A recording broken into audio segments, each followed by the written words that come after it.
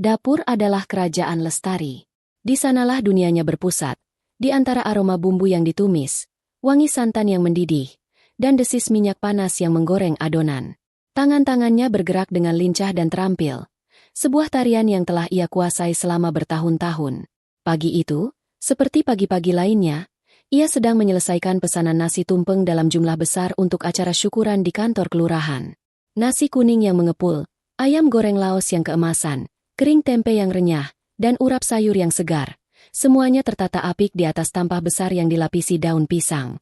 Usaha catering rumahan yang ia rintis dari nol kini menjadi penopang utama ekonomi keluarga mereka. Lestari tidak pernah mengeluh. Ia justru bangga bisa meringankan beban Damar, suaminya, dan memberikan kehidupan yang lebih dari cukup untuk mereka berdua. Rumah mereka adalah buah dari keringatnya. Sebuah rumah mungil di sudut komplek perumahan yang tenang, dengan halaman kecil yang ia tanami bunga aneka warna. Setiap sudut rumah ini menyimpan cerita. Dinding ruang tamu yang dicat warna krem lembut, sofa coklat tempat mereka sering duduk bersama sambil menonton televisi, hingga kamar tidur dengan jendela besar yang menghadap langsung ke taman belakang.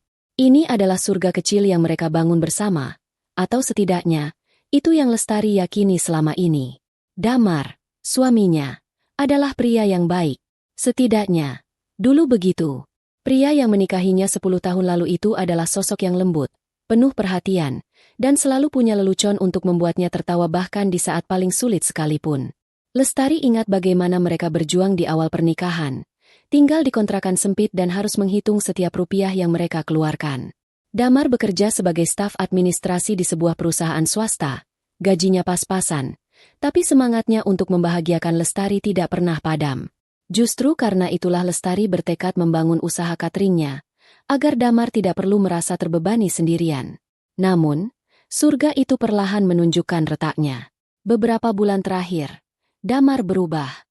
Perubahan itu datang merayap seperti kabut pagi, tipis dan nyaris tak terasa pada awalnya.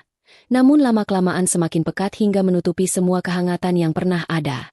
Pria yang dulu selalu pulang tepat waktu, kini sering datang larut malam dengan alasan klise, lembur, rapat mendadak, atau sekadar nongkrong dengan teman-teman kantornya untuk melepas penat.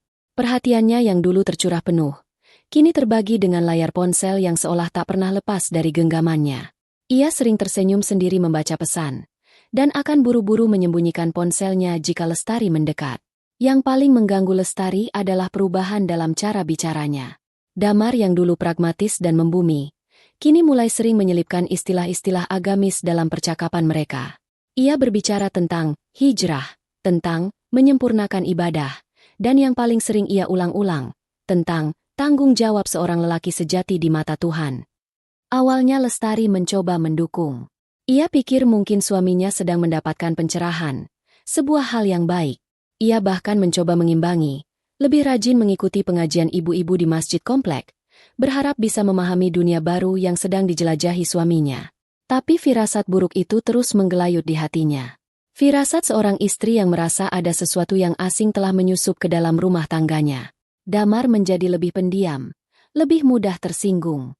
Sentuhan-sentuhan kecil yang dulu sering ia berikan, seperti mengusap kepala Lestari saat lewat atau memeluknya dari belakang saat sedang memasak, kini lenyap tak berbekas. Mereka tidur di ranjang yang sama, namun terasa ada jurang tak terlihat yang memisahkan mereka. Malam itu, hujan turun dengan derasnya, memukul-mukul jendela kamar mereka seolah ikut merasakan gelisah di hati Lestari. Ia baru saja selesai membereskan dapur setelah seharian berkutat dengan pesanan. Tubuhnya lelah, tapi matanya tak bisa terpejam. Damar duduk di tepi ranjang, punggungnya menghadap Lestari. Hanya cahaya temaram dari lampu tidur yang menerangi ruangan, menciptakan bayangan panjang yang membuat sosok Damar tampak asing dan jauh. "Mas, kamu kenapa sebenarnya beberapa bulan ini?" Lestari memberanikan diri untuk bertanya. Suaranya terdengar lirih, nyaris ditelan oleh gemuruh hujan di luar. Damar tidak langsung menjawab. Ia menghela napas panjang, sebuah helaan napas yang terdengar begitu berat. "Aku tidak apa-apa, Tari. Hanya banyak pikiran soal pekerjaan." Itu adalah jawaban standarnya. Jawaban yang sama yang selalu ia berikan setiap kali Lestari bertanya. Sebuah tembok yang ia bangun untuk menghalangi Lestari masuk lebih dalam. "Bukan cuma soal pekerjaan, Mas. Aku ini istrimu. Aku bisa merasakannya. Kamu berubah. Kita berubah. Desak Lestari. Suaranya sedikit bergetar. Damar akhirnya membalikkan badannya. Wajahnya tampak serius. Sorot matanya sulit diartikan. Ia menatap Lestari lekat-lekat, seolah sedang menimbang sesuatu yang sangat besar. Hening sejenak, hanya detak jam dinding dan deru hujan yang mengisi kekosongan di antara mereka. Jantung Lestari berdebar kencang, merasakan bahwa sesuatu yang penting akan segera terjadi. Sesuatu yang mungkin akan mengubah hidupnya selamanya. Lestari, panggil Damar dengan suara rendah dan tenang yang dibuat-buat. Ada sesuatu yang ingin aku bicarakan denganmu. Ini menyangkut rumah tangga kita, menyangkut masa depan kita, dan menyangkut ibadahku kepada Tuhan. Lestari menelan ludah. Ia membetulkan posisi duduknya, menyandarkan punggungnya ke kepala ranjang, mencoba mempersiapkan diri untuk apapun yang akan ia dengar. Damar meraih tangan Lestari. Genggamannya terasa dingin, tidak sehangat biasanya. Kamu tahu, aku sangat mencintaimu. Kamu istri yang baik, istri yang sholehah. Kamu sudah memberiku segalanya. Rumah ini, kenyamanan ini, semua berkat kerja kerasmu juga. Aku tidak pernah melupakan itu. Kata-kata manis itu terdengar seperti racun di telinga Lestari. Sebuah pendahuluan yang indah untuk sebuah berita buruk. Ia hanya diam, menunggu kalimat selanjutnya. Dalam Islam, menjadi seorang pemimpin keluarga itu adalah tanggung jawab yang besar. Lanjut Damar, tatapannya menerawang.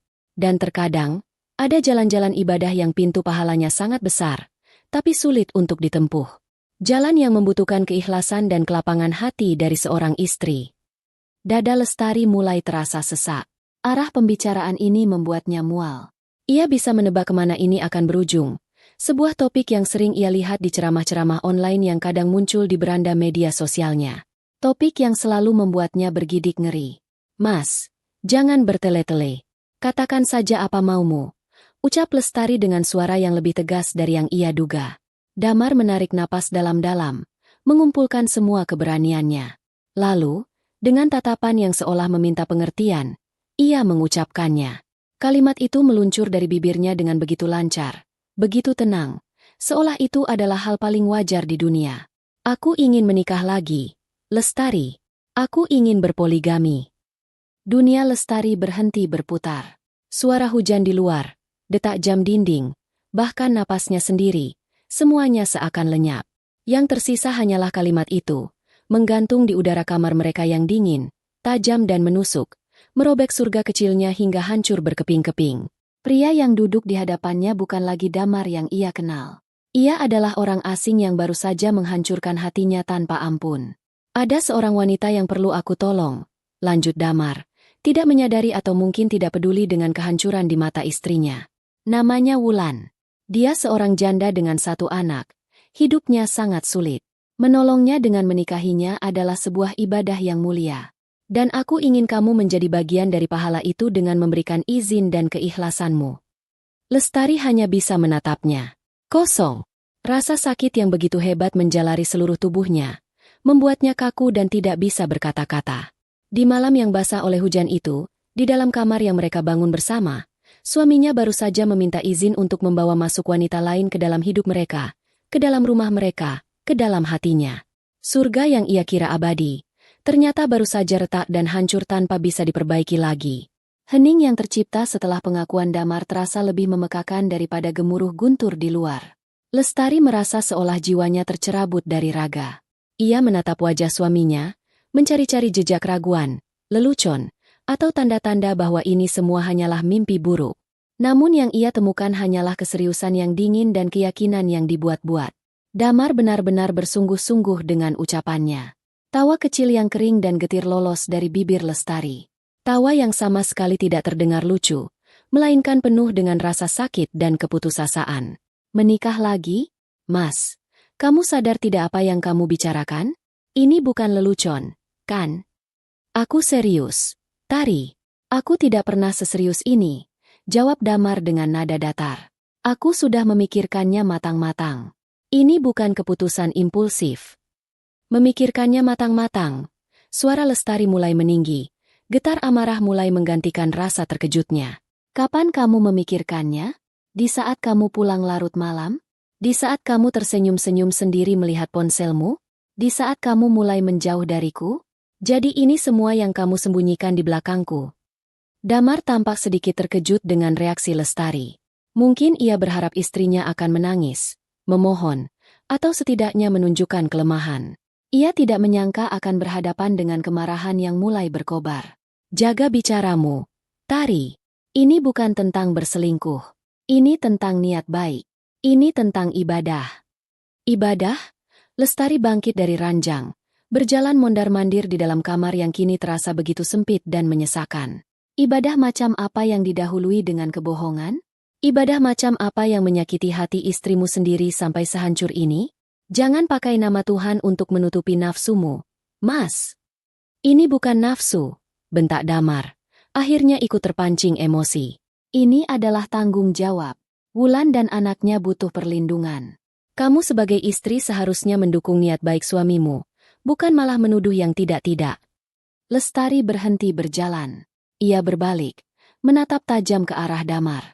Air mata yang sejak tadi ia tahan akhirnya mulai menggenang di pelupuk matanya. Namun sorot matanya tetap tajam dan menusuk. Mendukung? Kamu minta aku mendukungmu untuk menghancurkan rumah tangga kita sendiri? Di mana logikamu? Mas? Siapa Wulan? Siapa perempuan ini sebenarnya? Sejak kapan kamu mengenalnya sampai kamu merasa punya tanggung jawab sebesar itu untuk menikahinya? Pertanyaan-pertanyaan itu menusuk telak. Damar tampak gelagapan. Dia rekan kerja seorang teman. Kami bertemu di sebuah acara kajian. Aku melihat sendiri betapa sulit hidupnya. Kajian? Jadi di tempat suci seperti itu kamu mencari calon istri kedua? Sindir Lestari dengan pedas. Hebat sekali kamu, Mas. Sangat soleh. Amarah Damar memuncak. Ia tidak suka niat mulianya dipertanyakan dan direndahkan seperti itu. Cukup, Lestari. Aku tidak minta pendapatmu tentang bagaimana aku mengenalnya. Aku hanya minta izinmu. Sebagai istri, kamu wajib taat padaku. Jika aku ingin menikah lagi, seharusnya kamu ikhlas. Ikhlas? Lestari tertawa lagi. Kali ini lebih keras. Air matanya mulai menetes, membasahi pipinya. Kata ikhlas tidak semudah itu diucapkan. Mas, apalagi jika harus berbagi suami dengan perempuan lain. Apalagi jika suami yang memintanya bahkan tidak mampu untuk berlaku adil. Mari kita bicara soal keadilan. Kamu mau menikah lagi dengan alasan menolong. Tapi apakah kamu sudah mampu? Gajimu sebagai staf administrasi itu cukup untuk apa?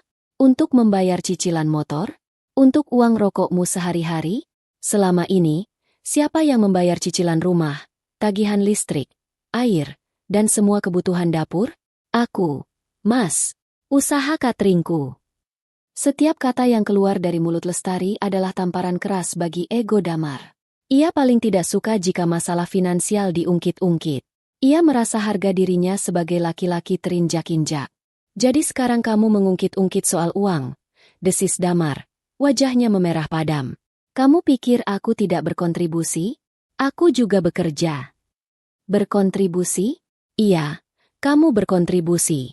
Tapi kita berdua tahu kontribusi siapa yang lebih besar untuk menjaga rumah ini tetap berdiri. Jangan bicara soal adil jika untuk menafkahi satu istri saja kamu masih keteteran. Bagaimana mungkin kamu bisa menafkahi dua keluarga? Kamu mau membiayai pernikahanmu dengan uang hasil keringatku? Begitu. Skakmat. Damar tidak bisa menjawab. Semua yang dikatakan Lestari adalah kebenaran yang telak. Niatnya untuk berpoligami didasari oleh fantasi dan keegoisan, bukan oleh kemampuan nyata. Ia membayangkan dirinya sebagai pahlawan penyelamat seorang janda, tanpa memikirkan konsekuensi finansial dan emosional yang harus ia tanggung. Melihat suaminya terdiam, Lestari melanjutkan dengan suara yang lebih lirih namun penuh penekanan. Mas, aku ini istrimu. 10 tahun kita bersama. Kita mulai semuanya dari nol. Aku menemanimu saat kamu tidak punya apa-apa. Aku mendukungmu. Aku percaya padamu. Inikah balasanmu untuk semua kesetiaanku? Inikah caramu berterima kasih? Damar membuang muka, tidak sanggup menatap mata istrinya yang penuh luka. Kamu terlalu egois, Tari. Kamu hanya memikirkan perasaanmu sendiri. Kamu tidak memikirkan ladang pahala yang ada di depan mata. Aku egois? Lestari menggelengkan kepalanya, tak percaya dengan apa yang ia dengar. Aku yang egois. Atau kamu yang tidak tahu diri? Kamu datang kepadaku, setelah berbulan-bulan berbohong dan bermain di belakangku. Lalu kamu memintaku untuk merelakanmu menikahi perempuan lain dengan alasan ibadah. Dan kamu menyebutku egois karena menolak? Di mana hatimu, Mas? Pertengkaran itu berlangsung hingga larut malam. Argumen silih berganti, dari dalil agama yang dipelintir, ungkitan masa lalu, hingga tuduhan-tuduhan menyakitkan. Lestari mengeluarkan semua unek-uneknya, semua rasa sakit dan kekecewaan yang ia pendam. Damar, di sisi lain, terus bertahan dengan pendiriannya, menuduh Lestari sebagai penghalang kebaikannya, istri yang tidak taat, dan wanita yang egois. Tidak ada titik temu. Yang ada hanyalah luka yang semakin menganga di antara mereka. Akhirnya, dengan frustrasi yang memuncak, Damar berdiri dan mengambil bantalnya. Percuma bicara denganmu, katanya dengan dingin. Hatimu sudah tertutup oleh dunia.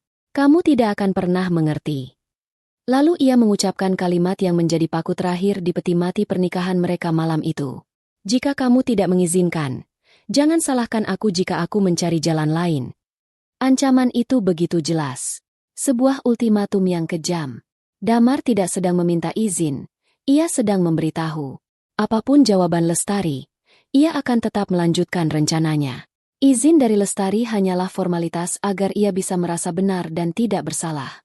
Damar keluar dari kamar, membanting pintu di belakangnya. Lestari bisa mendengar langkah kakinya menuju ruang tamu. Malam itu, untuk pertama kalinya dalam 10 tahun pernikahan mereka tidur di ruangan terpisah. Lestari ambruk di atas ranjang, tubuhnya bergetar hebat. Isak tangis yang sejak tadi ia tahan akhirnya pecah. Ia menangis tanpa suara, memeluk bantal yang masih menyimpan aroma suaminya. Aroma pria yang baru saja mengkhianatinya dengan cara paling menyakitkan. Badai telah datang dan menghancurkan surganya. Dan di tengah puing-puing itu, Lestari sendirian, merasakan dinginnya penolakan dan pahitnya pengkhianatan. Keputusannya sudah bulat. Ia tidak akan pernah memberikan izin. Tidak akan pernah. Ia lebih baik hancur sendirian daripada harus hidup dalam neraka berbagi suami. Pagi setelah badai itu datang dengan keheningan yang mematikan. Hujan telah berhenti, menyisakan udara yang lembab dan dingin yang seolah merayap masuk melalui celah-celah jendela, menembus hingga ke tulang.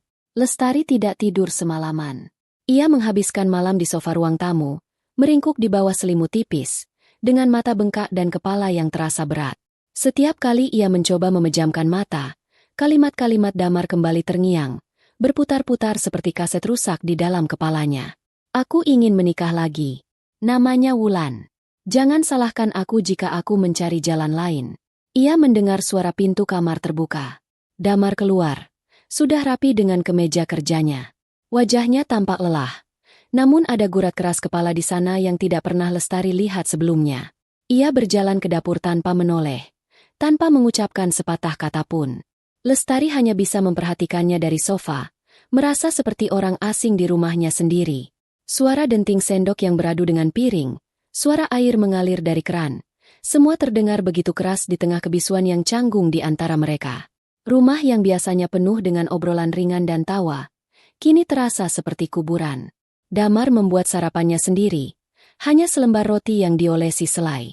Ia memakannya sambil berdiri, terburu-buru, seolah tak sabar untuk segera pergi dari rumah itu. Lestari tidak bergerak. Nasi goreng yang biasanya sudah siap terhidang di meja makan, pagi itu tidak ada. Tangannya terasa terlalu lemas bahkan hanya untuk mengangkat wajan. Nafsu makannya hilang sama sekali. Saat Damar berjalan menuju pintu depan, Lestari akhirnya bersuara. "Mas." Damar berhenti, namun tidak berbalik. Punggungnya yang kaku sudah menjadi jawaban. "Kita perlu bicara lagi," kata Lestari. Suaranya serak. "Bicarakan ini baik-baik, tanpa emosi." "Tidak ada lagi yang perlu dibicarakan," jawab Damar dingin. "Aku sudah mengatakan semua yang perlu kukatakan. Sekarang giliranmu untuk berpikir dan merenung. Lapangkan hatimu, Tari. Jangan biarkan setan menguasai pikiranmu." Setelah mengucapkan kalimat manipulatif itu, ia membuka pintu dan pergi. Suara motornya yang menjauh meninggalkan luka baru di hati Lestari. Ia dituduh dikuasai setan, hanya karena ia menolak untuk dimadu, hanya karena ia mencoba mempertahankan martabatnya sebagai seorang istri. Lestari menunduk, air matanya kembali menetes. jatuh di atas sarung bantal sofa yang terasa dingin. Hari-hari berikutnya adalah neraka yang hening. Perang dingin terjadi di antara mereka. Damar tetap pulang ke rumah setiap hari, tapi ia seolah menjadi bayangan. Ia akan pulang larut, langsung masuk ke kamar mandi, lalu tidur di sofa ruang tamu tanpa mengatakan apa-apa. Lestari pun melakukan hal yang sama. Ia menyibukkan dirinya di dapur dari pagi hingga sore, dan saat Damar pulang, ia akan mengunci diri di dalam kamar. Mereka hidup di bawah atap yang sama, tapi jiwa mereka terpisah ribuan kilometer. Lestari mencoba beberapa kali untuk memperbaiki keadaan. Ia memasakkan makanan kesukaan Damar, menyiapkannya di meja makan, berharap sebuah gestur kecil bisa mencairkan kebekuan. Tapi Damar hanya akan memakannya sedikit, atau kadang tidak menyentuhnya sama sekali dengan alasan sudah makan di luar. Suatu malam, Lestari mencoba mendekatinya di ruang tamu. "Mas, sampai kapan kita akan seperti ini?" tanyanya lembut. Damar yang sedang asyik dengan ponselnya, bahkan tidak mengangkat kepala. "Sampai kamu bisa menerima keputusanku dengan ikhlas." Jawaban itu selalu sama. Selalu tentang keikhlasan Lestari, bukan tentang kesalahan Damar. Ia memposisikan dirinya sebagai korban dari keegoisan istrinya. Lestari sadar, ia tidak akan pernah bisa menang. Otak suaminya seolah telah dicuci. Logika dan perasaan tidak lagi berfungsi. Yang ada hanyalah pembenaran atas keinginan pribadinya yang dibungkus dengan jubah agama. 1 minggu berlalu, lalu 2 minggu. Lestari merasa seperti hidup dalam penjara tak terlihat. Setiap hari ia harus memasang senyum di depan para pelanggannya, menjawab pertanyaan basa-basi dari para tetangga yang curiga karena tidak pernah lagi melihat mereka pergi bersama di hari Minggu. "Mas Damar sibuk, Bu, banyak lemburan." Begitu selalu jawabannya. Sebuah kebohongan kecil yang terasa seperti bara panas di tenggorokannya. Suatu sore, saat sedang membereskan rekening bank untuk membayar tagihan-tagihan, Lestari melihat sesuatu yang janggal. Ada beberapa penarikan tunai dalam jumlah yang tidak biasa dari rekening Damar. Jumlahnya tidak besar, tapi sering. Lestari tahu betul berapa gaji suaminya, dan penarikan itu jelas di luar kebiasaan Damar yang cenderung hemat. Untuk apa uang itu? Firasat buruknya kembali datang. Jangan-jangan, uang itu untuk perempuan bernama Wulan. Jantungnya terasa diremas. Suaminya tidak hanya mengkhianati hatinya, tapi juga mengkhianati komitmen finansial mereka. Puncak dari semua ini terjadi di akhir minggu ketiga. Sore itu, saat Lestari sedang mengantarkan pesanan terakhirnya, ia melihat Damar masuk ke dalam kamar. Bukan untuk beristirahat, melainkan untuk mengeluarkan sebuah tas travel besar dari atas lemari. Hati Lestari langsung mencelos. "Mau kemana, Mas?" tanyanya, berdiri di ambang pintu kamar. Damar tampak sedikit kaget, tapi ia cepat-cepat menguasai diri. "Ada tugas kantor keluar kota beberapa hari." Mendadak. "Kemana?" desak Lestari. Matanya menatap tajam ke arah tas yang terbuka di atas ranjang. "Surabaya," jawab Damar singkat, sambil mulai memasukkan beberapa helai kemeja dan celana panjang ke dalam tas. Gerakannya tampak terburu-buru dan sedikit gugup. Lestari tahu Damar berbohong. Tidak ada pemberitahuan apa-apa sebelumnya. Staf administrasi seperti Damar sangat jarang sekali mendapat tugas keluar kota. Ini hanyalah sebuah alasan. Sebuah cara untuk pergi. Sampai kapan? Belum tahu. Mungkin seminggu, mungkin lebih. Semua sudah jelas. Ini bukan perjalanan dinas. Ini adalah sebuah kepergian. Damar akan pergi menemui perempuan itu. Lestari ingin berteriak, ingin mengamuk, ingin menarik kembali semua pakaian itu dari dalam tas dan membakarnya. Tapi ia tahu semua itu sia-sia. Hati suaminya sudah bukan lagi untuknya. Yang bisa ia lakukan hanyalah berdiri di sana, menatap pemandangan menyakitkan itu dengan hati yang mati rasa. Damar selesai berkemas. Ia menutup resleting tasnya. Suaranya terdengar seperti vonis mati bagi pernikahan mereka. Ia berjalan melewati Lestari tanpa menatapnya. "Aku pergi dulu." Hanya itu yang ia katakan, sebelum melangkah keluar dari kamar. Lestari tidak menjawab. Ia hanya bisa menatap punggung suaminya yang semakin menjauh. Ia mendengar suara pintu depan terbuka, lalu tertutup. Suara mesin motor dinyalakan, lalu perlahan menghilang di kejauhan. Hening. Keheningan kali ini berbeda. Bukan lagi keheningan canggung karena perang dingin, tapi keheningan yang mutlak. Keheningan yang menandakan sebuah kehilangan. Lestari berjalan perlahan ke ruang tamu. Semuanya masih sama, tapi terasa kosong. Ia masuk ke dalam kamar mereka. Aroma parfum damar yang samar masih tertinggal di udara. Ia membuka lemari pakaian. Separuh isinya telah kosong. Hanya tersisa beberapa kemeja lama dan kaos oblong yang mungkin sudah tidak muat lagi. Pandangannya kemudian jatuh pada secari kertas yang tergeletak di atas meja rias. Kertas yang dilipat rapi. Dengan tangan gemetar, Lestari membukanya. Tulisan tangan Damar yang sangat ia kenal tertera di sana. Hanya 2 kalimat pendek. Aku perlu waktu untuk menenangkan diri. Jangan cari aku. Lestari meremas kertas itu di tangannya. Tidak ada permintaan maaf. Tidak ada penjelasan. Tidak ada ucapan pamit yang pantas. Suaminya, pria yang telah hidup bersamanya selama 10 tahun, telah pergi begitu saja, meninggalkannya hanya dengan 2 kalimat pengecut.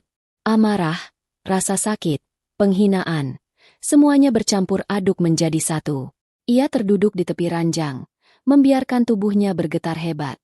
Tapi anehnya, tidak ada air mata yang keluar. Mungkin persediaan air matanya sudah habis. Yang tersisa hanyalah kekosongan yang melumpuhkan dan sebuah kesadaran pahit. Ia telah ditinggalkan. 1 minggu menjadi 2. 2 minggu menjadi sebulan. Dan bulan-bulan pun berlalu dalam keheningan yang menyiksa. Damar benar-benar lenyap di telan bumi. Tidak ada telepon, tidak ada pesan singkat, tidak ada kabar apapun. Nomor ponselnya tidak lagi aktif. Ia seolah menghapus jejaknya sendiri, meninggalkan Lestari dalam limbo ketidakpastian yang kejam. Pada awalnya, setiap dering telepon membuat jantung Lestari berdebar. Setiap suara motor yang berhenti di depan rumah membuatnya berlari ke jendela. Tapi harapan itu perlahan-lahan padam, digantikan oleh kenyataan pahit bahwa Damar tidak akan kembali. Setidaknya, tidak dalam waktu dekat. Lestari harus menjalani hidupnya di atas panggung kebohongan yang ia ciptakan sendiri. Pertanyaan-pertanyaan mulai datang dari keluarga dan kerabat, terutama dari ibunya dan ibu mertuanya yang rutin menelepon setiap minggu. Tari, Damar mana? Kok teleponnya tidak bisa dihubungi? Tanya ibunya suatu hari. Lestari harus menarik napas dalam-dalam sebelum menjawab, memastikan suaranya tidak bergetar. Damar lagi ada proyek besar di Kalimantan, Bu. Di sana sinyalnya susah. Ini proyek penting untuk kenaikan jabatannya. Kebohongan itu meluncur begitu saja dari bibirnya. Terasa pahit dan menyesakan. Tapi ia tidak punya pilihan lain. Ia tidak sanggup menceritakan aib rumah tangganya. Tidak siap menerima tatapan kasihan atau penghakiman dari orang lain. Ia harus melindungi martabatnya yang tersisa, meskipun itu berarti ia harus hidup dalam kepalsuan. Kepada ibu mertuanya, ia menceritakan dongeng yang sama. Wanita tua itu percaya begitu saja, bahkan mendoakan kesuksesan putranya di tanah seberang. Setiap kali telepon ditutup, Lestari akan menangis dalam diam, merasa bersalah karena telah membohongi orang-orang yang ia sayangi. Untuk bertahan hidup, Lestari menenggelamkan dirinya dalam pekerjaan. Dapur menjadi satu-satunya tempat di mana ia bisa melupakan rasa sakitnya. Tangannya terus bergerak, meracik bumbu, mengaduk adonan, menata makanan. Kesibukan itu menjadi terapinya. Ironisnya, di tengah badai rumah tangganya, usaha catering, dapur Lestari, justru semakin berkembang pesat. Pesanan datang silih berganti, dari acara arisan kecil hingga pesta pernikahan besar. Ia terpaksa merekrut 2 orang asisten. Gadis-gadis dari desa sebelah yang cekatan dan mau belajar. Bekerja dari subuh hingga larut malam membuat tubuhnya lelah. Tapi itu lebih baik daripada membiarkan pikirannya kosong. Karena setiap kali ada jeda, bayangan Damar dan perempuan bernama Wulan akan kembali menghantuinya. Apakah mereka sekarang hidup bersama? Apakah mereka bahagia di atas penderitaannya? Apakah Damar bahkan pernah memikirkannya? Walau sedetik saja? Pertanyaan-pertanyaan itu seperti duri yang terus menusuk hatinya. Secara finansial, Lestari menjadi sepenuhnya mandiri. Tanpa adanya Damar, ia justru bisa mengelola keuangannya dengan lebih baik. Ia sadar, selama ini sebagian besar penghasilannya habis untuk menutupi gaya hidup Damar yang sebenarnya di luar kemampuannya. Kini, ia bisa menabung, bahkan merenovasi sedikit dapurnya agar lebih luas dan nyaman untuk bekerja. Ia menjadi sosok perempuan yang kuat dan mandiri, sebuah transformasi yang lahir dari luka yang paling dalam. Namun, kedamaian yang ia bangun dengan susah payah itu sangatlah rapuh. Suatu sore, Kedamaian itu retak oleh sebuah panggilan telepon dari Santi, sahabatnya sejak SMA. "Tari, kamu di mana?" tanya Santi dari seberang telepon. Suaranya terdengar aneh. "Di rumah, San. Lagi siapin bahan buat pesanan besok." "Kenapa?" Hening sejenak. Lestari bisa mendengar Santi menghela napas. "Tari, aku mau cerita sesuatu. Tapi kamu janji jangan marah atau kaget ya." Firasat Lestari langsung tidak enak. "Ada apa, San? Jangan buat aku penasaran." Tadi aku lagi di mall, di daerah pinggir kota. Yang baru buka itu. Aku nggak sengaja lihat seseorang. Aku nggak yakin 100%, tapi kayaknya aku lihat Mas Damar," kata Santi hati-hati. Jantung Lestari seolah berhenti berdetak. Tangannya yang sedang memegang pisau untuk mengiris bawang menjadi kaku. "Nggak mungkin, San. Kamu salah lihat kali. Mas Damar kan lagi di Kalimantan." Kalimat itu keluar secara otomatis, seperti refleks dari kebohongan yang sudah terlalu sering ia ucapkan. "Iya, aku juga mikir gitu awalnya. Makanya aku perhatiin lama. Tapi postur tubuhnya, cara jalannya, mirip sekali sama Mas Damar. Dan dia nggak sendirian, Tari. Dia sama seorang perempuan. Perempuan itu lagi hamil besar." Setiap kata yang diucapkan Santi terasa seperti hantaman palu di dada Lestari. "Hamil? Perempuan itu hamil?" Kepalanya mendadak pening. Dunianya seakan berputar. "Kamu yakin, San?" bisik Lestari. Suaranya nyaris hilang. "Aku nggak berani bilang yakin 100%, Tari. Makanya aku langsung telepon kamu. Aku takut salah lihat. Tapi hatiku nggak enak." Mereka kelihatan mesra sekali. Jelas Santi dengan nada penuh simpati. Setelah telepon ditutup, Lestari terduduk lemas di kursi dapurnya. Pisau di tangannya jatuh ke lantai, menimbulkan bunyi dentang yang memecah keheningan. Kalimantan. Proyek besar. Kenaikan jabatan. Semua kebohongan yang ia bangun runtuh dalam sekejap. Damar ada di kota ini. Selama berbulan-bulan ia pergi. Ternyata ia tidak pernah benar-benar jauh. Ia hanya bersembunyi, membangun kehidupan baru dengan perempuan lain. Perempuan yang kini sedang mengandung anaknya. Awalnya, Lestari mencoba menyangkal. Mungkin Santi salah lihat. Banyak orang yang wajahnya mirip. Tapi sebuah detail kecil mengganjal pikirannya. Mal baru di pinggir kota. Beberapa minggu lalu, saat ia sedang memeriksa mutasi rekening bersama mereka yang sudah lama tidak aktif namun belum sempat ia tutup, ia melihat ada transaksi kecil. Pembelian pulsa di sebuah minimarket. Ia tidak terlalu memikirkannya saat itu. Tapi setelah dicek ulang, lokasi minimarket itu ternyata berada di dekat mal baru yang disebutkan Santi. Kepingan-kepingan puzzle yang menyakitkan itu mulai menyatu. Kebohongan Damar terbongkar. Rasa sakit yang ia kira sudah mulai mengering, kini kembali menganga, lebih dalam dan lebih perih dari sebelumnya. Malam itu, Lestari tidak bisa tidur. Penyangkalannya telah berubah menjadi amarah yang dingin. Ia tidak bisa lagi hidup dalam ketidakpastian ini. Ia tidak bisa lagi membiarkan Damar mempermainkan hidupnya. Ia harus tahu kebenarannya, sepahit apapun itu.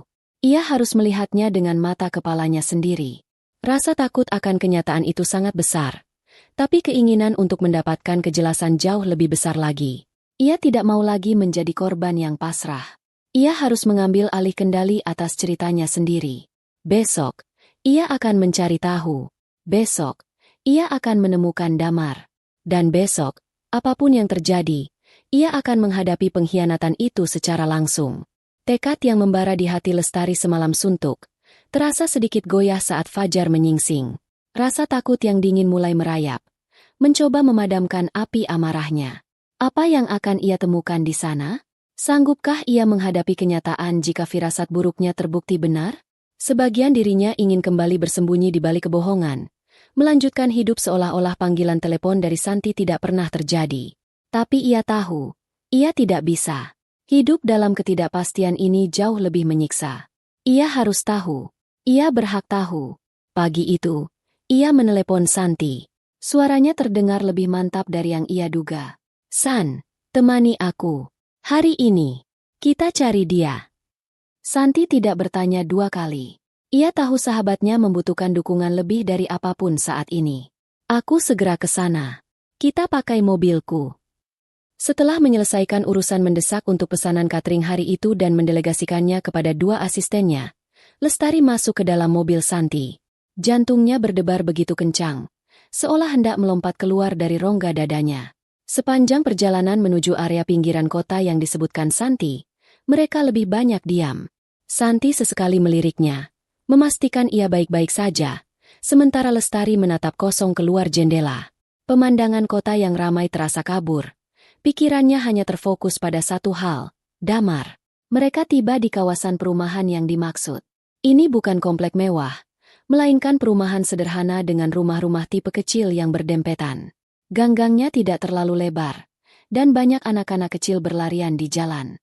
Suasananya ramai, kontras sekali dengan keheningan yang mencekam di dalam mobil. "Kita mulai dari mana, Tari?" tanya Santi pelan. Lestari menunjuk ke sebuah minimarket di ujung jalan. "Dari sana. Itu tempat transaksi terakhir yang aku lacak." Mereka mulai menyusuri jalanan di sekitar minimarket itu dengan perlahan. Mata Lestari awas mengamati setiap rumah, setiap gang, mencari sesuatu yang familiar. Tapi semua tampak asing. Puluhan rumah yang nyaris serupa membuatnya pusing. Harapan yang sempat membuncah mulai meredup, digantikan oleh rasa lelah dan putus asa. Mungkin Santi memang salah lihat. Mungkin semua ini hanya kesalahpahaman. "Mungkin kita pulang saja, San. Aku rasa ini sia-sia," bisik Lestari setelah hampir 1 jam berputar-putar tanpa hasil.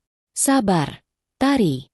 Coba kita lewati gang yang ini sekali lagi, yang paling ujung," bujuk Santi, mencoba memberi semangat. Dengan enggan, Lestari mengangguk.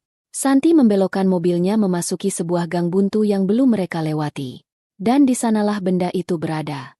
Terparkir di depan sebuah rumah kontrakan kecil bercat hijau pudar. Sebuah motor bebek berwarna hitam. Motor tua Damar. Motor yang sama yang ia kendarai saat pergi dari rumah berbulan-bulan yang lalu. Lestari mengenali setiap goresan di bodinya.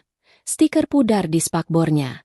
Motor itu adalah saksi bisu perjalanan pernikahan mereka. Napas Lestari tercekat di tenggorokan. "Berhenti, San," desisnya. Santi segera menghentikan mobilnya di seberang jalan, agak jauh dari rumah itu, di bawah bayangan pohon yang rindang. Itu motornya, San," ucap Lestari dengan suara bergetar. Tangannya mencengkeram erat dashboard mobil, buku-buku jarinya memutih. Semua penyangkalan hancur lebur. Damar ada di dalam rumah itu. Hanya berjarak beberapa puluh meter darinya. Selama ini ia begitu dekat, namun terasa begitu jauh.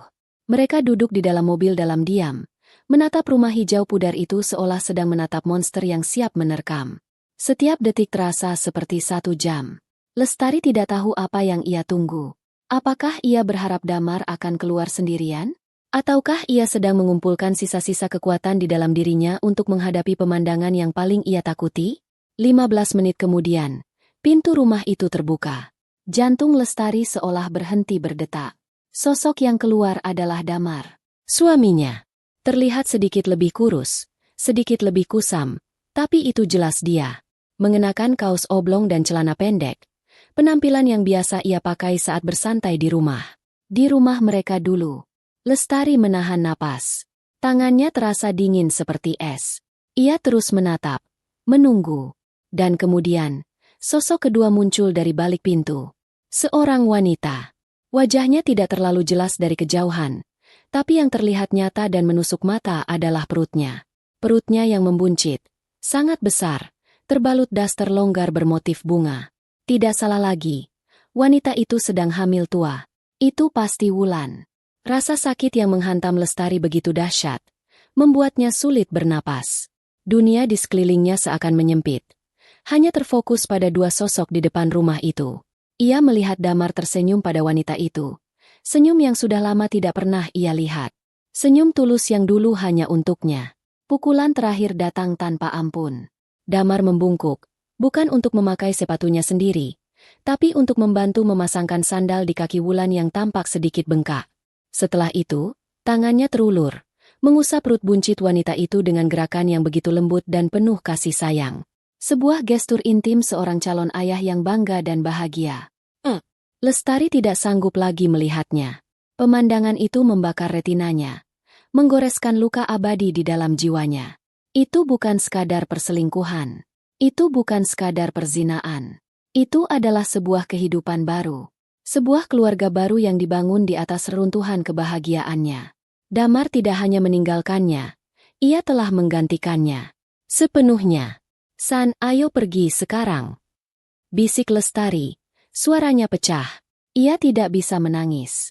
Rasa sakitnya terlalu dalam untuk bisa menjadi air mata. Tubuhnya kaku. Pandangannya kabur.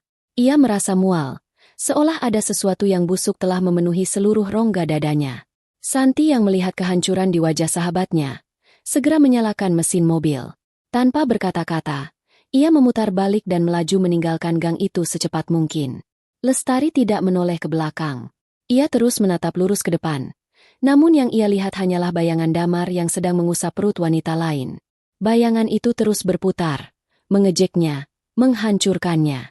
Di dalam mobil yang melaju kencang menjauhi sumber rasa sakitnya, Lestari akhirnya hancur. Bukan dengan teriakan atau amukan, melainkan dengan keheningan yang paling memilukan. Ia menunduk dalam-dalam, bahunya bergetar hebat. Isak tangis tanpa suara mengguncang seluruh tubuhnya. Ia tidak sedang menangisi seorang suami yang pergi, ia sedang menangisi kematian cintanya, kematian pernikahannya, dan kematian dirinya yang dulu. Wanita naif yang pernah percaya pada janji setia selamanya itu telah mati sore ini, di dalam mobil, di depan sebuah rumah kontrakan bercat hijau pudar. Perjalanan pulang terasa seperti perjalanan melewati terowongan gelap tanpa ujung. Lestari tidak mengucapkan sepatah kata pun. Ia hanya menatap kosong keluar jendela, membiarkan Santi menyetir dalam diam. Santi pun tidak memaksanya bicara. Ia tahu, tidak ada kata-kata di dunia ini yang bisa menghibur luka seperti itu. Yang bisa ia berikan hanyalah kehadiran. Sebuah penegasan bisu bahwa Lestari tidak sendirian. Setibanya di rumah, Lestari turun dari mobil seperti robot. Terima kasih, San. Hanya itu yang mampu ia ucapkan sebelum masuk ke dalam dan menutup pintu. Rumah yang biasanya menjadi tempatnya berlindung, kini terasa asing dan dingin. Setiap sudutnya meneriakkan kenangan tentang Damar. Foto pernikahan mereka yang terpajang di dinding ruang tamu seolah mengejeknya. Di sana, Damar tersenyum begitu bahagia, merangkulnya dengan erat. Siapa sangka senyum itu bisa menyembunyikan kebohongan sebesar ini? Lestari berjalan ke arah foto itu. Ia menatapnya lama, menelusuri wajah pria yang pernah menjadi pusat dunianya. Tidak ada lagi cinta di sana. Tidak ada lagi kerinduan. Yang ada hanyalah rasa jijik yang meluap-luap. Dengan gerakan tiba-tiba, ia menurunkan foto itu dari dinding, membalikannya, dan menyandarkannya menghadap tembok.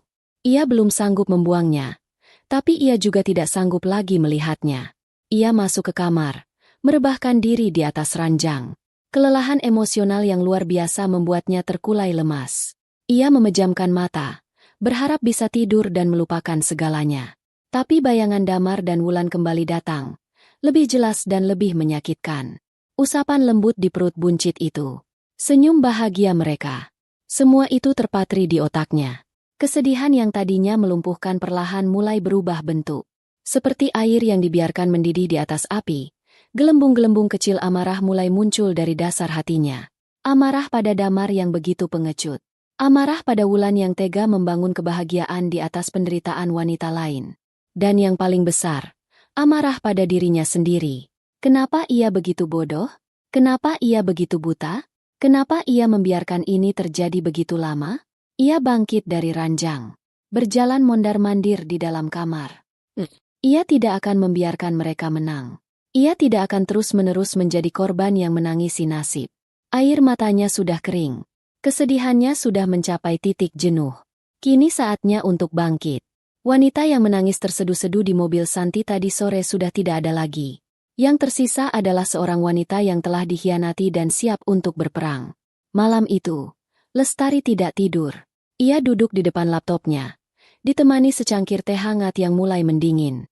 Jarinya bergerak lincah di atas papan ketik, bukan untuk mencatat resep baru, tapi untuk mencari sesuatu yang lain. Pengacara perceraian terbaik, hak-hak istri saat digugat cerai, pasal perzinaan dalam KUHP. Otaknya bekerja dengan sangat jernih, didorong oleh adrenalin dan amarah yang dingin. Ia membaca puluhan artikel, forum diskusi, dan testimoni. Ia sadar, ia tidak bisa melawan mereka dengan emosi. Ia harus melawan mereka dengan strategi, dengan hukum. Penghancuran yang ia inginkan bukanlah penghancuran fisik yang barbar, melainkan penghancuran masa depan dan harapan mereka secara legal dan sistematis. Pagi harinya, ia membuat sebuah keputusan. Ia menelepon sebuah kantor hukum yang ia temukan semalam, sebuah firma yang dikelola oleh seorang pengacara wanita yang terkenal garang dan tidak kenal kompromi. Dengan suara yang mantap, ia membuat janji untuk konsultasi. Itu adalah langkah pertamanya. Langkah untuk mengambil kembali kendali atas hidupnya. Sambil menunggu hari konsultasi, Lestari mulai mempersiapkan senjatanya. Ia kembali ke rumah kontrakan itu. Kali ini sendirian. Dengan hati yang sudah membatu, ia memarkir motornya agak jauh dan berjalan kaki. Dari seberang jalan, dengan tangan gemetar namun tekad yang kuat, ia mengangkat ponselnya. Ia mengambil beberapa foto motor Damar yang terparkir di depan rumah. Lalu, dengan sabar ia menunggu. Keberuntungan berpihak padanya. Damar dan Wulan keluar, hendak pergi ke warung terdekat. Klik. Ia berhasil mendapatkan foto mereka berdua, berjalan berdampingan. Wajah mereka tidak terlalu jelas, tapi postur tubuh dan perut buncit Wulan sudah lebih dari cukup sebagai bukti. Ia juga mengumpulkan semua bukti lainnya. Cetakan mutasi rekening yang menunjukkan penarikan uang oleh Damar. Salinan bukti pembayaran cicilan rumah, tagihan listrik, dan semua biaya rumah tangga yang selama ini ia tanggung. Akta pendirian usaha cateringnya yang jelas-jelas atas namanya sendiri. Ia menyusun semuanya dalam sebuah map tebal. Map itu adalah bom waktu yang siap ia ledakan. Di hari konsultasi, Lestari menceritakan semuanya kepada Bu Sinta, pengacara yang ia tunjuk. Ia bercerita dengan tenang, tanpa air mata, memaparkan fakta secara runtut dan jelas. Ia menunjukkan semua bukti yang telah ia kumpulkan. Bu Sinta mendengarkan dengan saksama, sesekali mengangguk. Wajahnya yang tegas menunjukkan simpati sekaligus kekaguman. Ibu adalah wanita yang sangat kuat, katanya setelah Lestari selesai bercerita. Banyak wanita di posisi ibu yang sudah hancur. Tapi ibu justru mempersiapkan perang. Bagus. Kita akan buat dia tidak bisa berkutik. Pengacara itu menjelaskan semua langkah yang akan mereka ambil. Gugatan cerai dengan alasan perselingkuhan dan penelantaran. Tuntutan hak asuh penuh atas harta bersama, terutama rumah, karena Lestari bisa membuktikan bahwa ia adalah kontributor utama. Dan yang terpenting, strategi untuk menghadapi kemungkinan terburuk. Dia pasti akan kembali, kata Bu Sinta. Orang seperti itu akan kembali saat uangnya habis. Saat dia sadar bahwa hidup barunya tidak semudah yang dibayangkan. Saat itu terjadi, ibu harus siap. Jangan tunjukkan kelemahan. Jangan buka pintu negosiasi. Serahkan semuanya pada saya. Lestari pulang dari kantor hukum itu dengan perasaan yang aneh. Hatinya masih sakit, tapi ada secercah kelegaan. Ia tidak lagi berjuang sendirian. Ia punya amunisi. Ia punya jenderal perang. Ia sudah siap. Hari-hari berikutnya, ia hidup dalam mode penantian. Ia terus menjalankan usaha cateringnya, bahkan dengan semangat yang lebih besar. Setiap rupiah yang ia hasilkan terasa seperti tambahan peluru untuk senjatanya. Ia tahu badai yang sesungguhnya belum datang. Konfrontasi itu pasti akan terjadi. Damar akan pulang. Tapi Lestari tidak lagi takut. Rumah ini adalah bentengnya. Dan ia adalah ratu di benteng ini. Ia telah memasang barikade di hatinya. Badai itu boleh datang, karena ia sudah siap menyambutnya, bukan dengan air mata, tapi dengan kekuatan yang tidak pernah ia duga ia miliki. Beberapa minggu berlalu dalam ketenangan yang penuh antisipasi. Lestari telah mengubah rumahnya menjadi benteng, dan hatinya menjadi baja. Setiap pagi ia bangun dengan tujuan yang jelas. Setiap malam ia tidur dengan pikiran yang waspada. Ia bukan lagi wanita yang menunggu dengan pasrah. Ia adalah seorang prajurit yang bersiaga di garis depan pertempurannya sendiri. Usaha cateringnya berjalan seperti biasa. Hiruk-pikuk di dapur menjadi musik latar yang menenangkan kegelisahannya. Ia telah memberitahu Bu Sinta, pengacaranya, bahwa ia siap. Surat gugatan cerai sudah dirancang. Hanya menunggu waktu yang tepat untuk dilayangkan. Waktu yang tepat itu adalah saat Damar menunjukkan wajahnya. Sore itu, langit mendung menggantung rendah, menebarkan nuansa kelabu yang muram. Lestari sedang duduk di teras belakang, menikmati secangkir teh jahe hangat sambil memeriksa catatan pesanan untuk minggu depan. Suara rintik hujan mulai turun, menciptakan irama yang menenangkan di atas atap kanopi. Untuk sesaat, ia merasa damai. Ia mulai terbiasa dengan kesendirian ini, bahkan mulai menikmatinya. Tidak ada lagi ketegangan, tidak ada lagi kebohongan, hanya ada dirinya dan dunianya yang ia bangun kembali dari puing-puing. Tiba-tiba, kedamaian itu pecah oleh suara bel rumah yang berbunyi nyaring. Lestari sedikit terkejut. Ia tidak sedang menunggu tamu atau kiriman paket. Mungkin salah satu asistennya ada yang tertinggal sesuatu. Dengan santai, ia meletakkan cangkirnya dan berjalan ke depan. Saat tangannya membuka pintu, seluruh kedamaian yang baru saja ia rasakan menguap seketika. Seluruh persiapannya selama berminggu-minggu seolah diuji dalam 1 detik yang membekukan. Di depan pintu, berdiri Damar. Ia tampak lebih kacau dari yang Lestari lihat di foto. Wajahnya kuyu, kantung matanya menghitam, dan kemeja yang ia kenakan tampak lecek. Ia terlihat seperti seorang pria yang telah kalah. Tapi bukan hanya Damar yang berdiri di sana.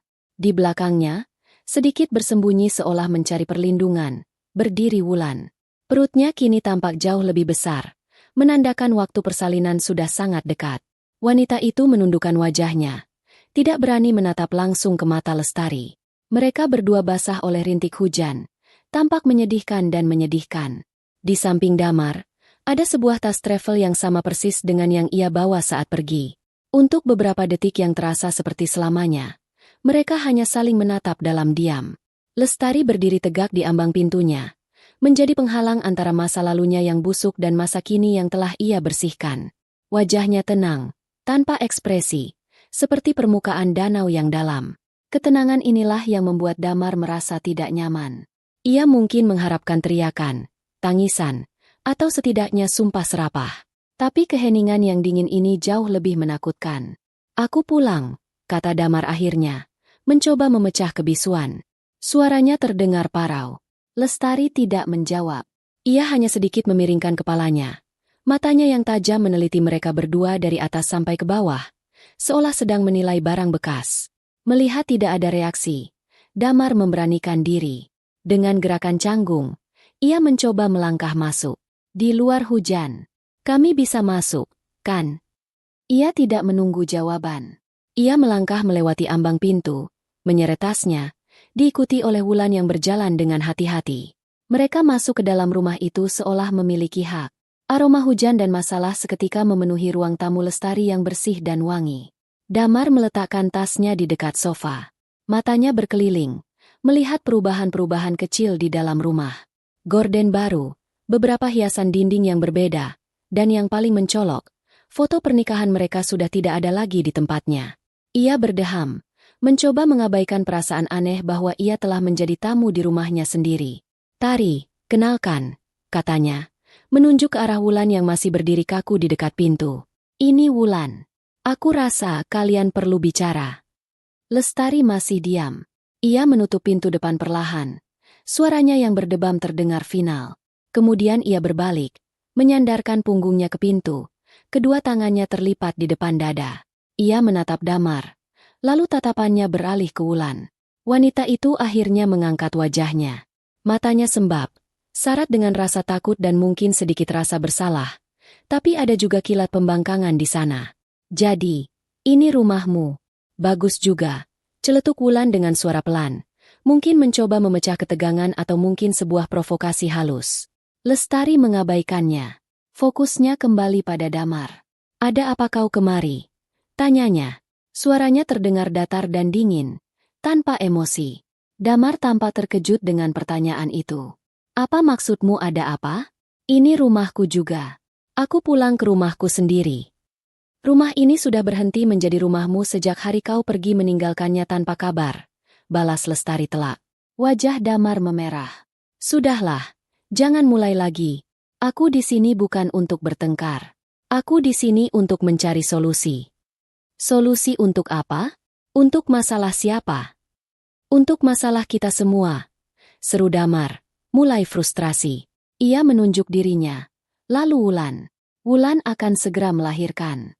Kami tidak bisa terus tinggal di kontrakan sempit itu. Uang kami sudah habis. Jadi, untuk sementara waktu, kami akan tinggal di sini. Di kamar tamu." Kalimat itu diucapkan dengan begitu enteng, Begitu lancar.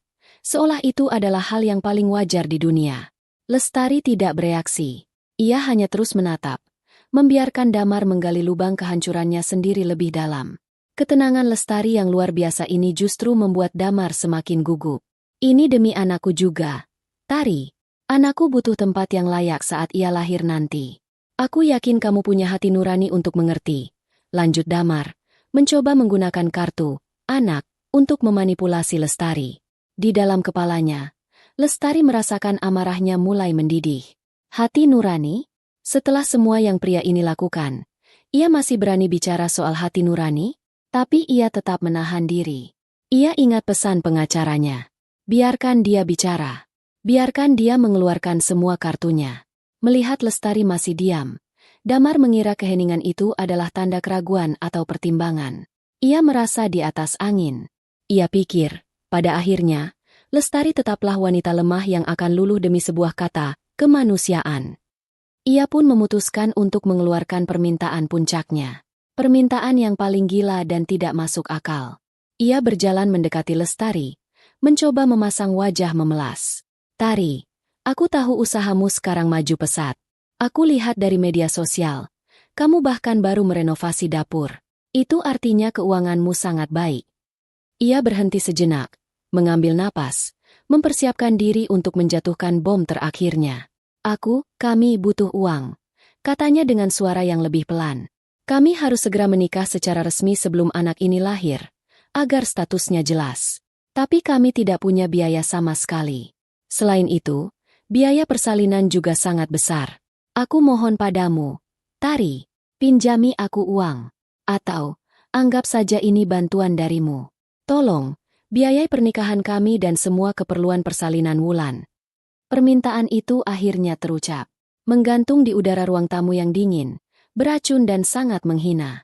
Pria itu, suaminya, baru saja pulang setelah berbulan-bulan meninggalkannya, membawa serta selingkuhannya yang hamil, meminta untuk menumpang hidup di rumahnya, dan kini, dengan tanpa rasa malu sedikitpun, memintanya untuk membiayai pernikahan mereka. Sebuah puncak dari segala pengkhianatan dan penghinaan yang bisa diterima oleh seorang istri. Lestari terus menatapnya. Wajahnya masih tanpa ekspresi, tapi di dalam matanya, sesuatu telah berubah. Api yang sejak tadi ia tahan, kini mulai berkobar, siap membakar hangus semua yang ada di hadapannya. Keheningan yang mengikuti permintaan gila Damar terasa berat dan pekat. Wulan menunduk, pura-pura tidak mendengar, sementara Damar menatap Lestari dengan penuh harap, benar-benar tidak menyadari bahwa ia baru saja menyulut sumbu dari sebuah bom waktu. Ia mengharapkan tangisan, amukan, atau mungkin negosiasi. Ia sama sekali tidak siap dengan apa yang terjadi selanjutnya. Lestari tidak berteriak. Ia tidak menangis. Ia justru tertawa. Tawa itu tidak terdengar riang. Itu adalah tawa yang dingin, kering, dan penuh dengan cemoohan. Tawa yang seolah berasal dari lubuk hati yang paling dalam, membawa serta semua rasa sakit, kekecewaan, dan amarah yang telah ia pendam berbulan-bulan. Suara tawa itu menggema di ruang tamu, membuat bulu kuduk Damar dan Wulan meremang. Mereka saling berpandangan dengan bingung dan sedikit takut. Tawa ini lebih menakutkan daripada amukan manapun. Setelah beberapa detik, tawa itu berhenti mendadak. Lestari menegakkan tubuhnya, melepaskan sandarannya dari pintu. Ekspresinya berubah. Ketenangan di wajahnya lenyap, digantikan oleh topeng kemarahan yang dingin dan angkuh. Ia melangkah perlahan mendekati mereka. Setiap langkahnya penuh dengan kekuatan dan keyakinan. Ia bukan lagi Lestari sang istri yang tersakiti. Ia adalah sang ratu yang wilayahnya baru saja diusik oleh hama. Kau, katanya, suaranya rendah dan tajam, menunjuk lurus ke wajah Damar. Baru saja mengatakan hal paling bodoh yang pernah aku dengar seumur hidupku. Damar mundur selangkah, terintimidasi. Tari, aku serius. Oh, aku tahu kau serius. Potong Lestari cepat. Dan keseriusanmu itulah yang membuatnya semakin menggelikan. Mari kita bedah satu persatu permintaan gilamu itu, ya? Ia mulai berjalan mondar-mandir di depan mereka, seperti seekor singa betina yang mengitari mangsanya. Pertama, kau bilang, kau mau tinggal di sini. Di kamar tamu, katanya, berhenti sejenak dan menatap Damar lekat-lekat. Kau pikir rumah ini apa? Hotel? Tempat penampungan sosial? Ini rumahku. Rumah yang setiap batu batanya ku bangun dengan air mata dan keringatku. Sementara kau sibuk menabur benih di rahim perempuan lain. Tidak ada 1 sentimeter pun tempat di rumah ini untukmu dan parasitmu.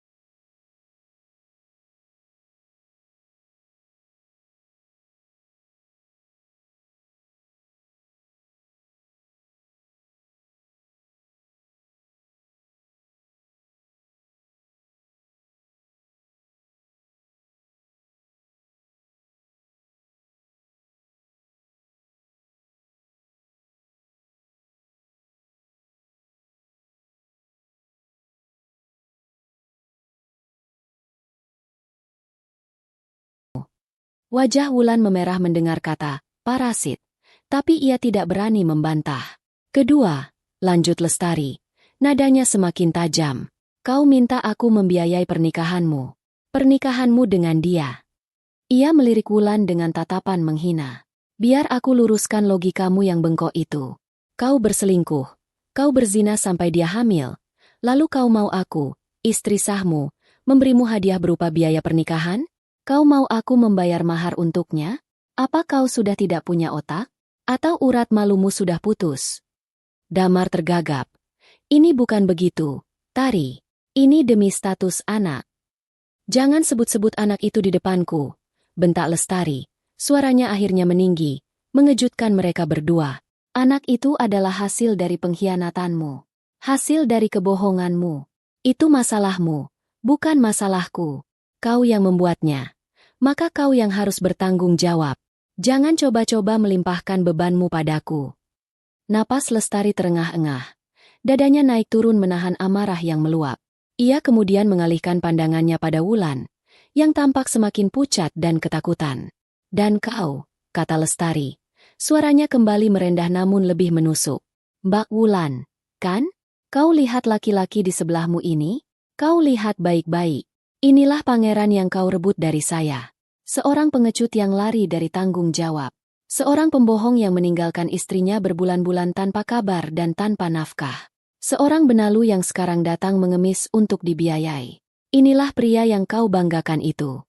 Kau pikir dia akan menjadi suami dan ayah yang baik untukmu dan anakmu? Jangan bermimpi. Setelah dia bosan denganmu, atau setelah uangmu habis, dia juga akan meninggalkanmu seperti dia meninggalkanku. Selamat menikmati pilihan hidupmu. Kata-kata itu telak menghantam Wulan. Air matanya mulai berlinang. Mungkin untuk pertama kalinya, ia melihat Damar dari sudut pandang yang berbeda, Bukan sebagai pahlawan penyelamat, tapi sebagai pria lemah yang bermasalah. Lestari merasa puas melihat mereka berdua terdiam membisu. Tapi ia belum selesai. Ini saatnya untuk mengakhiri drama ini. Dengan gerakan cepat dan penuh tujuan, ia berjalan ke arah tas travel Damar.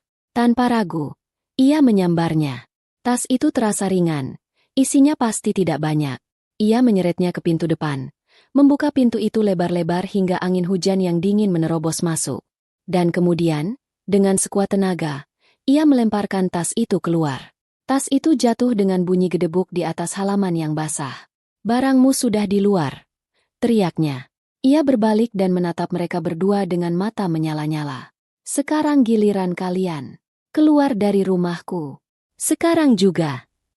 "Lestari, kau tidak bisa melakukan ini," protes Damar, mencoba meraih lengan Lestari. "Aku ini masih suamimu. Ini juga rumahku." Lestari menepis tangan Damar dengan kasar. "Jangan sentuh aku. Dan rumah ini bukan lagi rumahmu. Kau kehilangan hakmu saat kau memilih untuk tidur dengan perempuan lain. Pergi sebelum aku kehilangan kesabaranku." "Aku tidak akan pergi," tantang Damar. Egonya yang terluka membuatnya nekat. "Oh, begitu." Lestari tersenyum sinis. Senyum yang membuat Damar merasa ngeri. Ia merogoh saku dasternya dan mengeluarkan ponselnya. Dengan gerakan cepat, ia menunjukkan layar ponselnya pada Damar. "Kau tidak mau pergi secara baik-baik?" "Baik. Satu panggilan ke Pak RT. Atau mungkin aku teriak saja sekarang biar semua tetangga keluar. Biar semua orang di komplek ini lihat. Bagaimana, Mas Damar yang alim, itu pulang-pulang membawa selingkuhannya yang hamil besar dan mencoba mengusir istri sahnya. Kau mau menanggung malu sebesar itu?" Ancaman itu adalah pukulan pamungkas. Wajah Damar langsung pucat pasi. Ia tahu ia kalah. Ia paling takut dengan penghakiman sosial dan rasa malu. Ia melirik Wulan yang sudah menangis terseduh-seduh, lalu menatap Lestari yang berdiri tegak seperti seorang ratu yang baru saja memenangkan pertempuran. Tidak ada lagi cinta. Tidak ada lagi keraguan. Yang ada di mata Lestari hanyalah kemenangan mutlak. Dengan kasar, Damar meraih lengan Wulan. "Ayo pergi," desisnya penuh amarah dan kekalahan. Ia menyeret Wulan yang terisa-isa keluar dari rumah, melewati ambang pintu, dan keluar ke tengah hujan yang semakin deras. Mereka mengambil tas yang tergeletak di halaman basah, dan berjalan menjauh dengan langkah-langkah yang dipercepat oleh rasa malu. Lestari tidak langsung menutup pintu. Ia berdiri di sana, membiarkan angin dingin menerpa wajahnya. Ia melihat mereka berjalan di bawah guyuran hujan, dua sosok menyedihkan yang baru saja ia usir dari kerajaannya. Setelah punggung mereka menghilang di belokan jalan, barulah ia menutup pintu. Klik. Suara kunci yang diputar terdengar begitu memuaskan. Ia menyandarkan tubuhnya yang gemetar ke pintu. Bukan gemetar karena takut, tapi karena adrenalin yang baru saja membanjiri seluruh tubuhnya. Ia berhasil. Ia telah melawan. Ia telah mengusir iblis-iblis dari rumahnya. Pertempuran pertama telah dimenangkan. Dan ia tahu, perang yang sesungguhnya baru saja akan dimulai. Tapi ia tidak takut. Sama sekali tidak.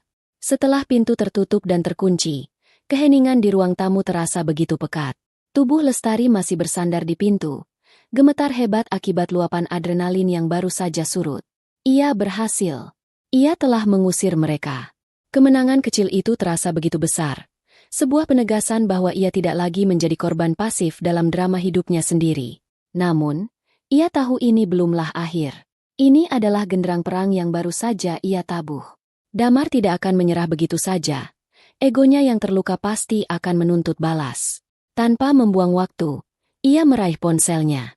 Jari-jarinya yang masih sedikit gemetar menekan nomor telepon Bu Sinta. "Halo, Bu Sinta. Ini saya, Lestari."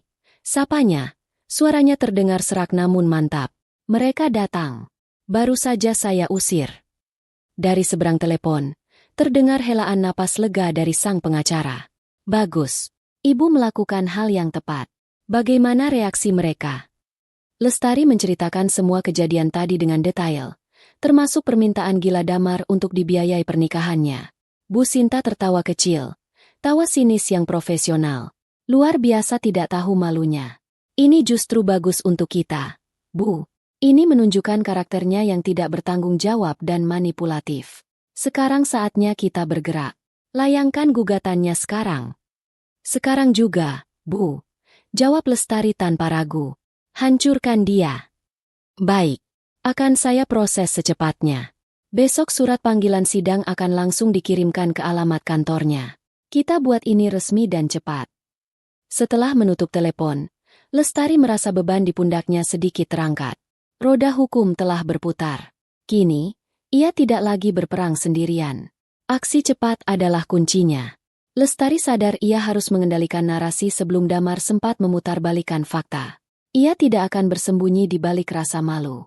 Pengkhianatan ini bukan aibnya, melainkan aib Damar. Malam itu juga, ia melakukan 2 panggilan telepon yang paling sulit. Pertama, kepada orang tuanya.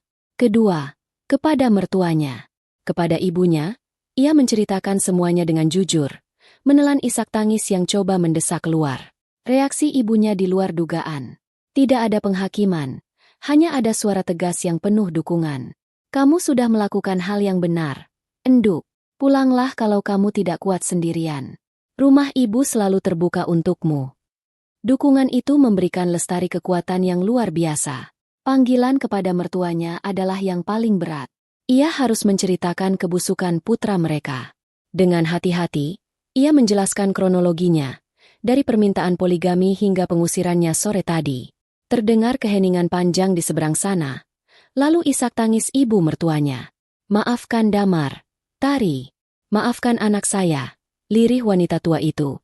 Suaranya syarat dengan rasa malu dan kecewa. Ayah mertuanya kemudian mengambil alih telepon. Suaranya yang biasanya tenang kini bergetar karena marah. Terima kasih sudah memberitahu kami. Lestari, anggap kami tetap orang tuamu. Biar kami yang membereskan anak tidak tahu diuntung itu. Langkah selanjutnya adalah mengamankan benteng sosialnya. Ia mengirim pesan singkat kepada ketua RT dan beberapa tetangga dekat yang ia percaya, menjelaskan secara singkat bahwa ia dan Damar sedang dalam proses perceraian dan ia baru saja meminta Damar untuk meninggalkan rumah demi menghindari konflik lebih lanjut. Ia tidak perlu merinci soal perselingkuhan. Biarkan kabar itu menyebar dengan sendirinya. Dengan begini, ia telah membentengi dirinya dari gosip liar dan memposisikan dirinya sebagai pihak yang mengambil tindakan tegas dan bermartabat. Keesokan harinya, seperti yang dijanjikan Bu Sinta, surat panggilan sidang sampai di kantor Damar. Seorang kurir pengadilan mengantarkannya langsung ke meja resepsionis. Di jam kerja, disaksikan oleh puluhan pasang mata rekan-rekannya. Damar yang dipanggil untuk menerima surat itu, wajahnya pucat pasi saat membaca kop surat dari pengadilan agama. Penghinaan itu terasa begitu publik, begitu telak. Bisik-bisik langsung menyebar ke seluruh penjuru kantor. Reputasinya yang selama ini ia bangun sebagai pria alim dan ramah, hancur dalam sekejap. Damar mengamuk. Ia mencoba menelepon Lestari berkali-kali, namun panggilannya langsung ditolak. Ia mengirim pesan caci maki, menuduh Lestari kejam dan ingin menghancurkan hidupnya. Lestari tidak membalasnya. Ia hanya meneruskan semua pesan itu ke Bu Sinta sebagai bukti tambahan. Penghancuran itu berjalan secara sistematis. Di rumah, orang tuanya murka besar. Ayahnya bahkan langsung datang ke kota, bukan untuk membela Damar, tapi untuk memakinya habis-habisan di depan umum. Mereka mengancam akan mencoretnya dari daftar ahli waris jika ia tidak segera menyelesaikan masalahnya dan meminta maaf pada Lestari. Di sisi lain, kehidupan Damar dan Wulan berubah menjadi neraka. Setelah diusir, mereka terpaksa menyewa kamar kos bulanan yang sempit dan pengap dengan sisa uang yang mereka miliki. Wulan yang sedang hamil tua harus hidup dalam kondisi yang jauh dari layak. Janji-janji manis Damar tentang kehidupan yang lebih baik, tentang menjadi imam yang akan membimbingnya ke surga, semuanya terdengar seperti lelucon pahit. Hubungan mereka mulai retak. Pertengkaran menjadi menu sehari-hari. Wulan menyalahkan Damar karena tidak bisa memberinya kepastian dan kehidupan yang layak. Damar, yang stres karena tekanan dari berbagai pihak, melampiaskan frustrasinya pada Wulan. Ini semua gara-gara kamu. Kalau saja kamu tidak hamil, semua ini tidak akan serumit ini, bentaknya suatu malam. Wulan terperangah. Pria yang dulu memujanya, kini menyalahkannya atas buah cinta mereka. Ia mulai sadar, ia telah salah menilai. Damar bukanlah pahlawan. Ia hanyalah pria egois yang lari dari satu masalah untuk menciptakan masalah baru yang lebih besar. Pukulan terakhir bagi Damar datang dari pekerjaannya. Skandal perceraiannya yang penuh drama menjadi buah bibir di kantor. Atasannya memanggilnya, menyatakan bahwa perilakunya telah mencoreng nama baik perusahaan. Dengan dalih efisiensi, kontrak kerjanya yang akan habis bulan depan dipastikan tidak akan diperpanjang. Damar kini tidak hanya akan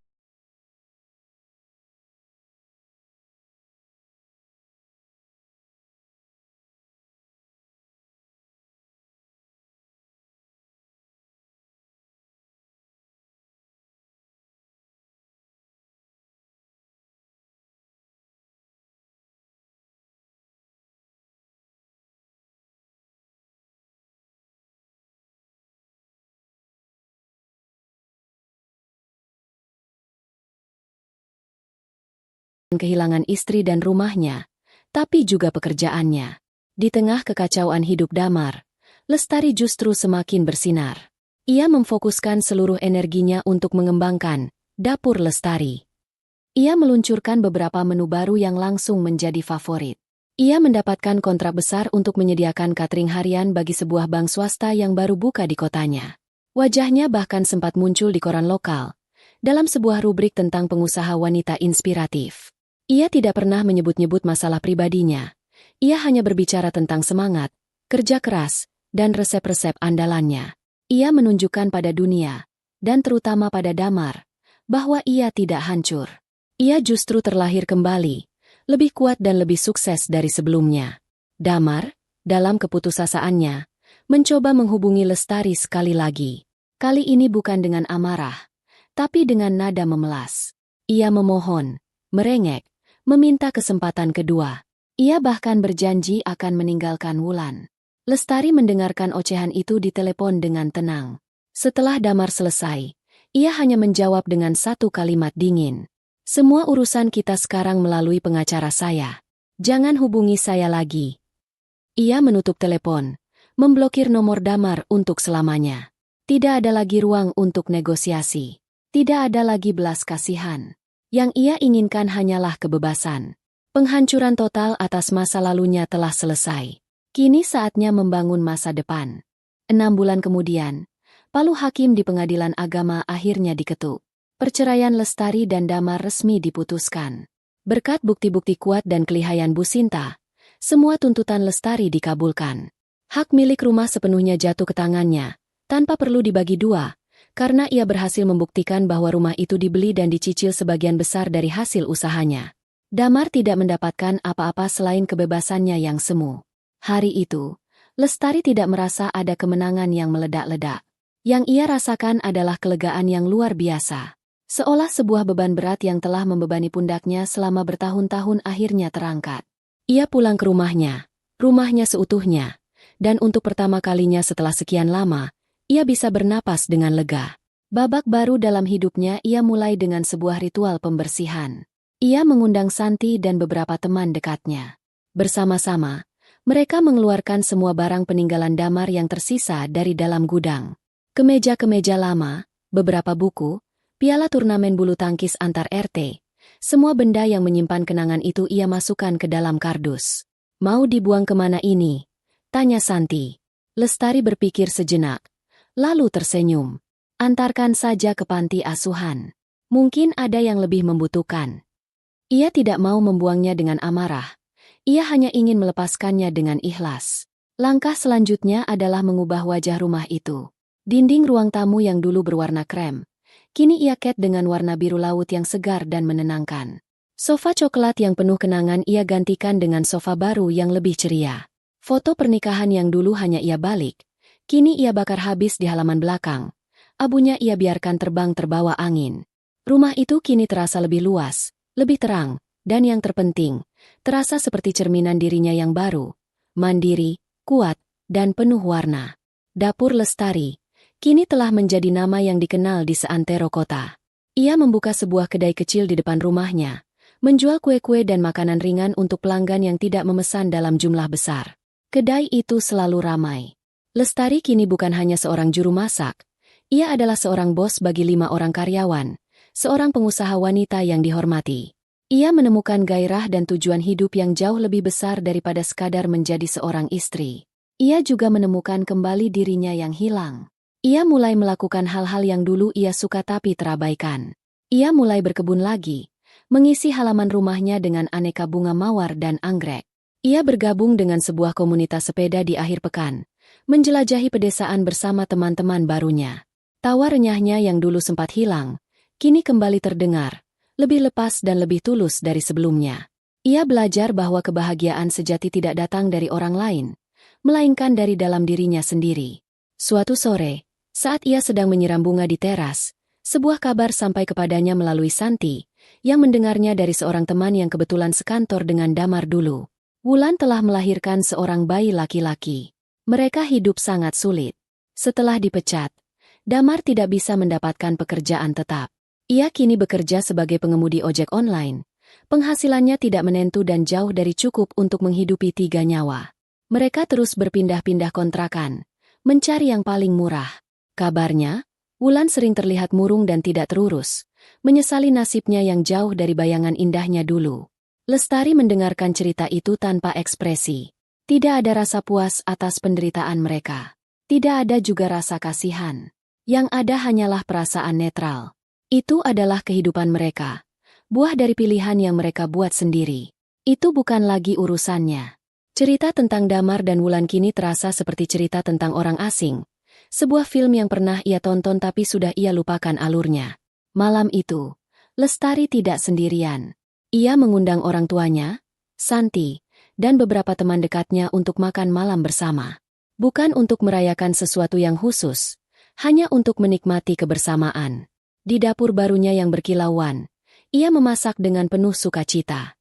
Aroma rendang yang khas berpadu dengan wangi nasi pandan yang baru matang. Sambil mengaduk gulai, pandangannya menerawang keluar jendela, menatap taman kecilnya yang bermandikan cahaya lampu. Ia teringat kembali pada perjalanan panjang yang telah ia lalui. Rasa sakit dari pengkhianatan itu nyata. Lukanya mungkin tidak akan pernah hilang sepenuhnya. Tapi luka itu telah membentuknya. Luka itu telah memaksanya untuk menemukan kekuatan yang tidak pernah ia tahu ia miliki. Ia mungkin telah kehilangan seorang suami, sebuah pernikahan, dan 10 tahun hidupnya. Tapi sebagai gantinya, ia menemukan sesuatu yang jauh lebih berharga. Ia menemukan dirinya sendiri. Dirinya yang utuh, yang mandiri, dan yang bahagia.